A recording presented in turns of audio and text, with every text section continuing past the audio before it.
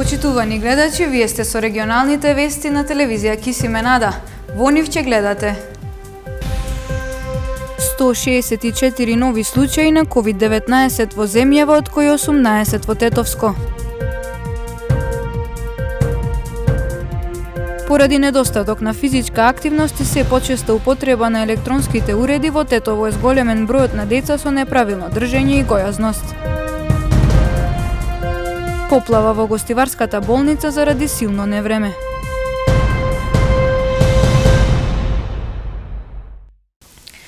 Нови 164 случаи на COVID-19 во земјава во последните 24 часа. Починати се 2 лица од Скопје и Тетово, а оздравени 12 пациенти. Во последните 24 часа се направени 1045 тестирања, а регистрирани се 164 нови случаи на COVID-19 во земјава. Најголем број понатаму во Скопје, 85, починати се 2 лица од Скопје и Тетово, а оздравени 12 пациенти. На инфективната клиника во изминатите 24 часа примени се 16 нови, а вкупно хоспитализирани се 93 пациенти.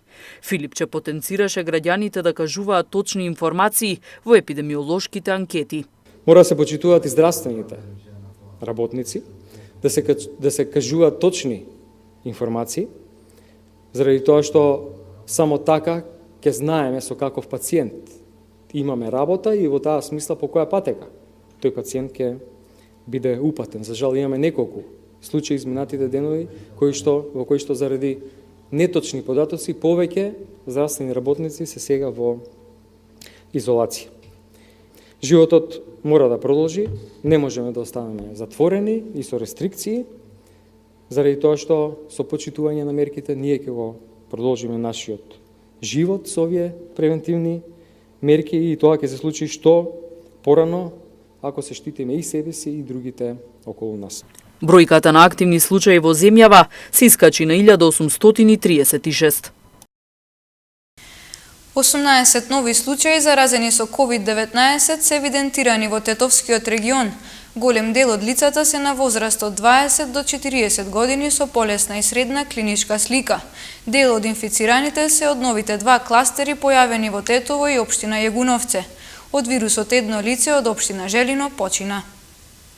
Поголем дел од новоинфицираните се од Тетово. Тие што се со потешка клиничка слика се хоспитализирани. Сите луѓе кои биле во контакт со инфицираните од двата нови кластери се во изолација. Им се земени брисеви. Кои што повеќето се од општина Тетово, значи 12 нови случаи, а другите се од руралните општини, и тоа 3 во општина Теарце, 1 во општина Јагуновце, 1 во општина Брвеница и 1 во општина Желино. За жал пациентката е почината од општина Желино. И тоа е околу денес ситуацијата. Инаку повеќето од новите заразени лица од COVID-19 се на возраст од 20 до 30 години и тука доминира бројката, а голем број од нив се и од возрастна група од 30 до 40 години. Секако има и случаеви, но помалу над 60 години. Значи, голем дел од случаите се контакти на веќе заразени лица, но има и 2 нови кластери, а тоа е 1 во општина Тетово и 1 во општина Јагуновце. Сега сите тие контакти од тие кластери се изолирани, контактирани и се чека и истоземен голем дел од нив брисеви. Се чекаат резултати и според тоа ќе правиме и проценка и ќе видиме колку новозаразени лица ќе имаме токму од тие кластери. Со новите кластери ќе очекуваме и нови случаи деновиве, вели доктор Скендери. Секој нов кластер носи нови случаи со COVID-19. Ние се надеваме дека тие кластери ќе бидат во помал број и дека повеќето од нив ќе бидат контакт случаи од веќе заразени лица. Но, ви кажав, земени се брисеви, се чекаат резултати и според тоа ќе видиме и бројката колкава ќе ни биде.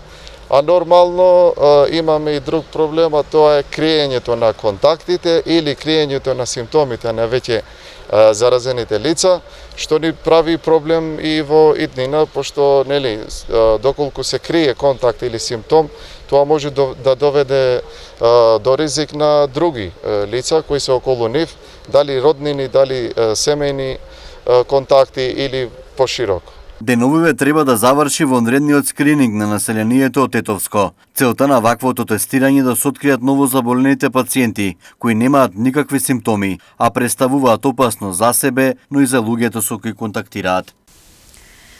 Во гостиварскиот регион денес се потврдени 2 нови случаи на коронавирус. Се работи за жители од територијата на општина Врапчиште. Моментално на инфективното одделение во болницата во Гостивар се лекуваат 7 пациенти со COVID-19.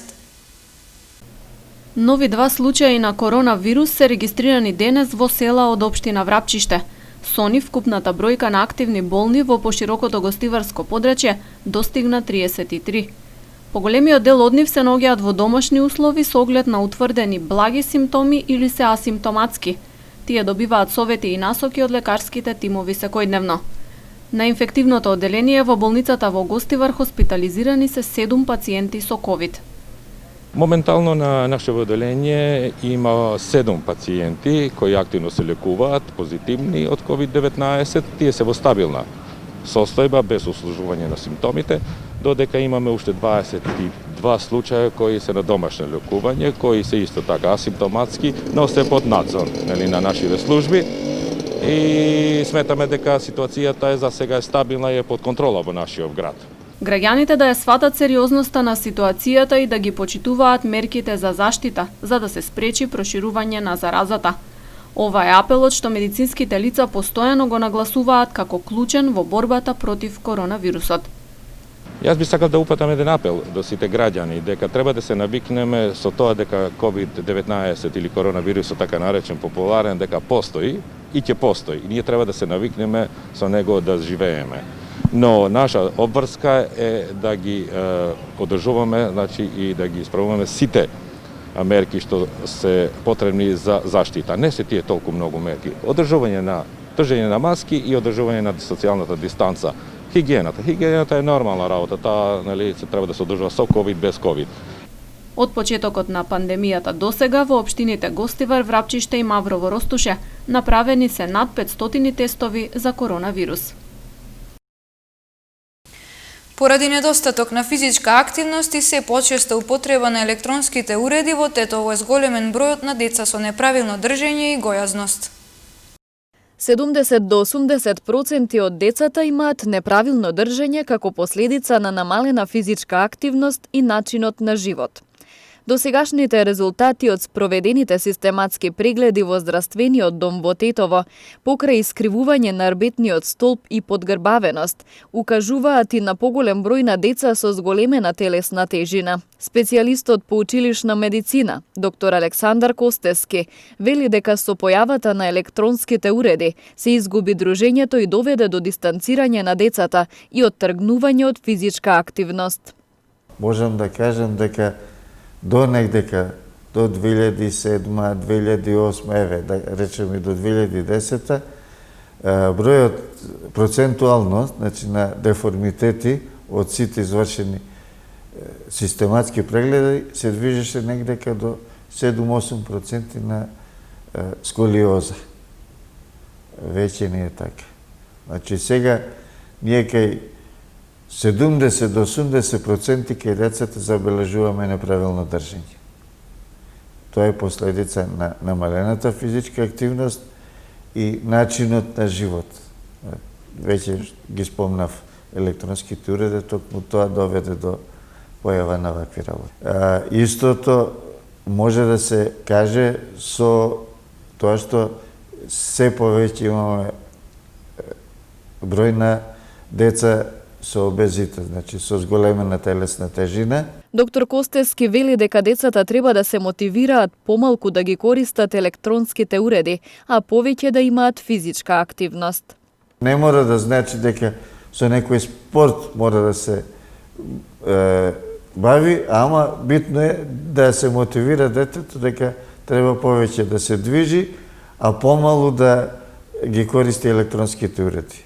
Мислам дека се тие најголемата и најглавната причина и едноставно социјалните мрежи кои многу време им одземаат на децата, значи што можат повеќе да се избегнуваат, а што повеќе да се спроведува физичката активност. Во текот на изминативе месеци, систематските прегледи беа прекинати поради пандемијата со COVID-19, заради заштита на децата, но родителите се тие кои први можат да забележат одредени промени кај нивните деца.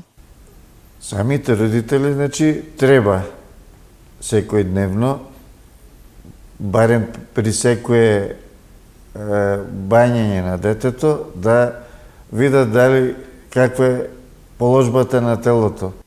Освен на систематските прегледи, матичните лекари треба да ги забележат деформитетите кај децата и да ги упатат кај специјалистите по физикална терапија, кои знаат понатаму како треба да се коригираат, за навреме да се спречат последиците.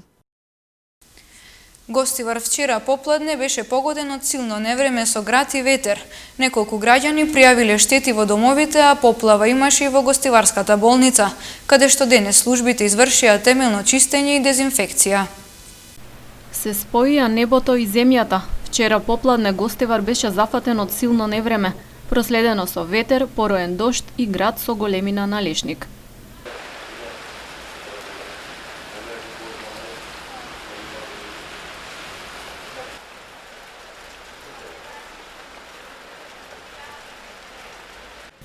Бурата траеше 20 на минути и ги преполни улиците со вода. Поплавен беше и подрумскиот дел на Гостиварската болница, каде што е сместена техничката служба и неколку амбуланти. Денес состојбата е нормализирана.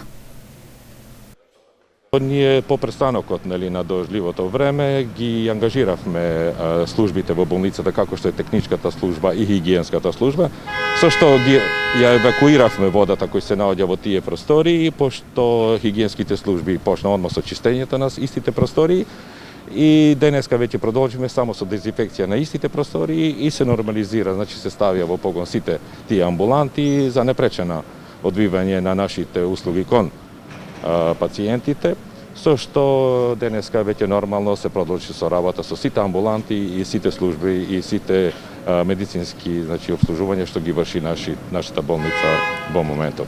Според информациите од подрачното одделение на Дирекцијата за заштита и спасување во Гостивар, штети со поголеми размери од невремето не се регистрирани.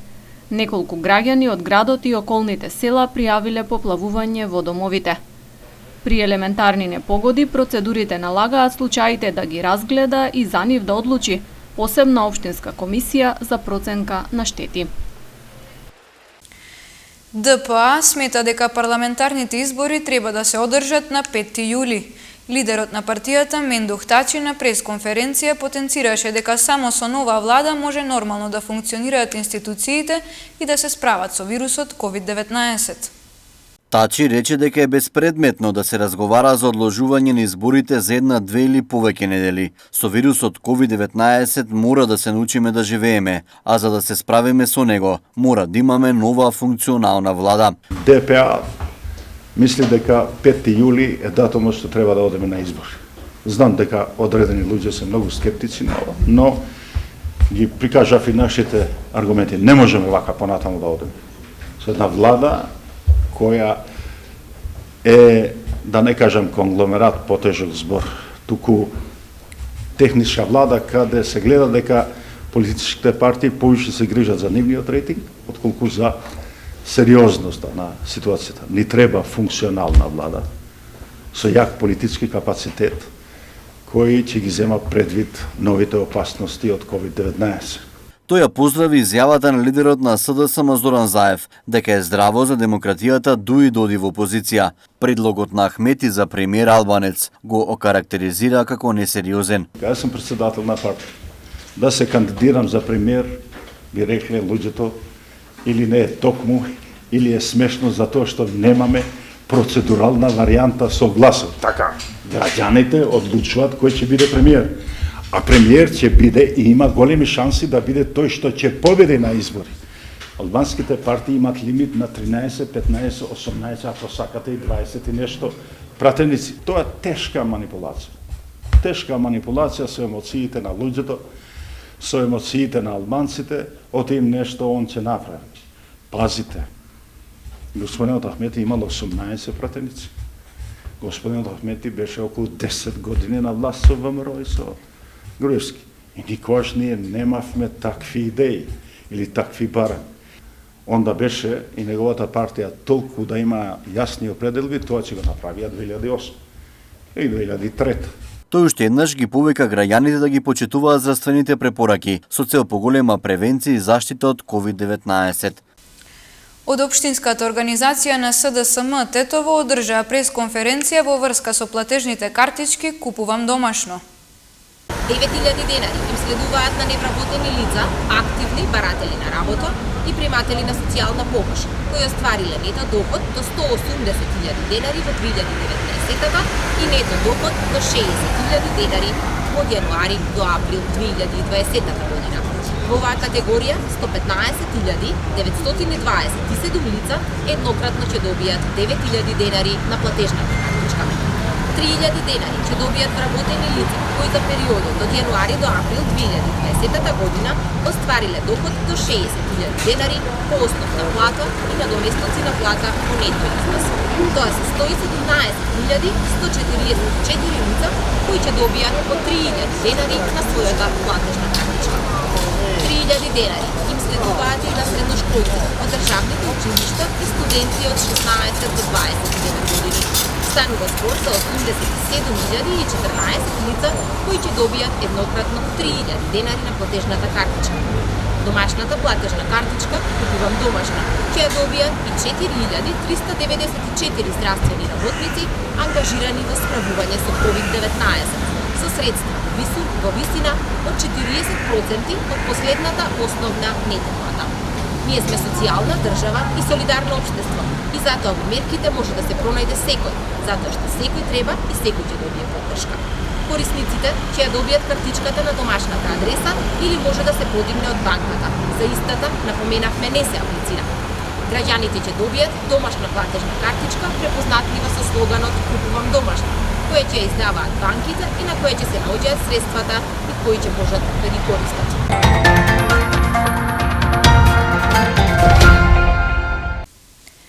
Европската фудбалска унија УЕФА размислува за нов формат за доигрување на Лигата на шампионите.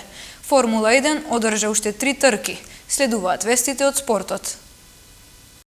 Лигата на шампиони и Лига на Европа ќе имаат нов формат по кој ќе се добијат шампионите за оваа сезона. УЕФА размислуваат како ќе се доиграат надпреварите од осми на финалето. Најдобрите 8 екипи во двете конкуренции да играат на завршен турнир. Предвидено е Лигата на шампиони да се одигра во Лисабон, додека Лигата на Европа во Германија. Суперкупот на Европа предвидено да се одигра во Будимпешта. Ваквата одлука треба да биде потврдена на Конгресот на 17 и 18 јуни. Раководството на Формула 1 се уште не може да ги комплетира потребните 15 трки за одржување на регуларна сезона. Најновата информација од ФИА е дека се откажани уште 3 трки. Јапонија има рестрикции за влез на странци, додека уличните трки во Баку и Сингапур не може да бидат подготвени на време. Сезоната во Формула 1 предвидено е да започне на 5 јули. До сега се закажани по 2 трки на Red Bull Ring во Австрија и Силверстон во Велика Британија и по една трка на Hungaroring во Унгарија, Каталуња во Шпанија, Спа-Франкошамп во Белгија и Монца во Италија. Според најавата, Формула 1 оваа сезона ќе има помеѓу 15 и 18 трки, а се уште се преговара последната трка да биде во Абу Даби кон средината на декември.